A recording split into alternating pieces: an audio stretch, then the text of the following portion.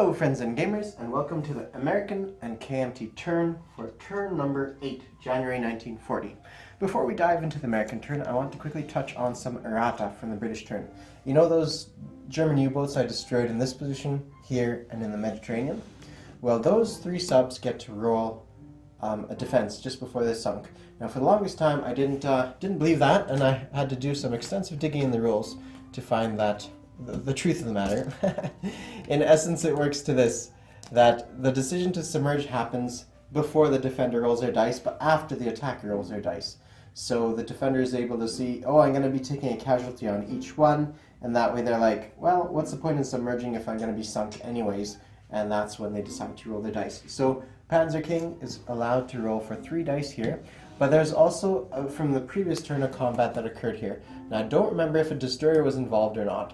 I have to relook at my videos, but if there was not a destroyer involved, so then he gets to roll for his ships. I have a feeling that there was no destroyer involved in this fight from the previous turn, from turn number 7. So he only gets to roll for these past 3 German U-boats that were in this position here in 48, 81, and up here in the English Channel in 24. The one in Sea Zone 13 up there, that one was already rolled for in regular combat, so he doesn't get to roll again for them. So that is that. But we're doing the American turn, so let's just jump right in and make it as quick as possible. One thing we forgot to show on camera last turn was the peacetime income increase for the Americans. They rolled an 11. Now I have video footage of that I will, well, if I haven't deleted it, I'm going to show you guys. I shared it with my 2 opponents. I filmed it on camera for them and everything. It was 11. So we sit at 34 bucks. So we had 60 bucks of income to spend this turn, and the KMT had 3 bucks. They're buying 1 infantry, and the Americans are buying a Lend-Lease to KMT, a Lend-Lease to Britain, and a Lend-Lease to Holland, to the Netherlands. They're left with 37 bucks left over for the next round. Now we have 4 tech rolls, and I'm going to roll for that now. So let's find a space. Maybe I'll just do it like this. I think that'll be the easiest. I'll move these down here. So our first tech roll is going to be for wartime economy. And wartime economy, we need a 7 or better to succeed. Failure.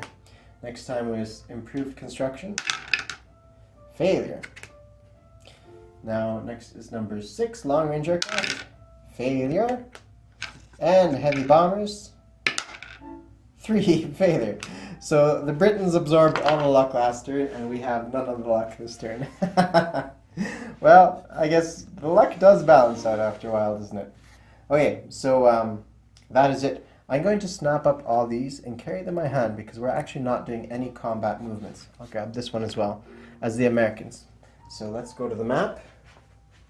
We'll quickly end their stuff. So they're not making any combat movements, although they will be able to. At 35 is the next stage of income increase, so something is going to happen there. And what's going to happen there, I don't think it's that big. Let me quickly look at the rules here. They're not easily accessible, I see. I'll have to do it. Here we go. Okay, at 35 the income increase is, or the change is, I may move ships in the Pacific and build facilities and send units to the Pacific Islands. Units moving to Pacific Islands must end movement in or bordering U.S. land zones. So that happens shortly. Now, yeah. So first of all, I'm going to deposit the Lend-Lease to the Brits, and now that arrives here. Now, it's just a regular fighter, and that's all that happens.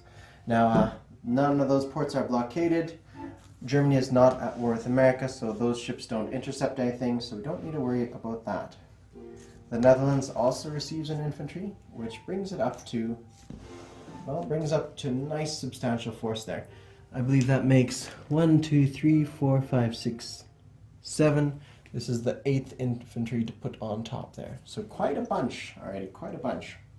Okie dokes. Now let's go over to the other side of the world. And the KMT received their Lend-Lease. This port is blockaded, but they can receive Lend-Lease through Hong Kong. So now the KMT have 3 fighters in Kwangtung. And I guess I should be doing this before I place that on the map. So I'm going to be sending 1 cavalry into Yunnan and grabbing that territory up. It's worth $1, and so yeah, it's worth $1, and so now our income goes up by $1 as the KMT. And the CCP goes down to, I believe it's 14, and I need to double check. And my income increase bumps us back up to 13. We were down at 2, and now we're up to 13. So that is our territory. So in our place unit phase, we're going to be placing our KMT infantry, and that fighter arrives there as well. I should replace this with a cavalry token, and that should do it. So a very quick turn, and that will do it. One last thing, because I forgot this last time, is we need to roll for our peacetime income increase. So here we go, peacetime income increase. 5, well, whatever. 5 is better than nothing, so we're now at 39 income, which means we can start making some moves on the Pacific Theater, since we have broached that next category of income. Okay, thank you all for watching, and y'all have a great day. Oh, sorry, I should collect my income. So it's $39, so I'll take away this. So that is simply 30, 39, 39, and if I add that to the existing amount, so that's 37 there plus 39. I'll do the math, or I'll let you guys do the math.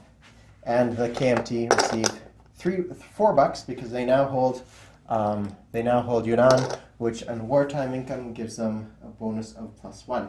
Okie dokes. Thanks y'all for watching, and check out Panzer King's channel, which will be 9.1. It'll be a lot of fun starting a new round. So I'm always excited to see what the Germans have to offer. Thanks all. Cheers.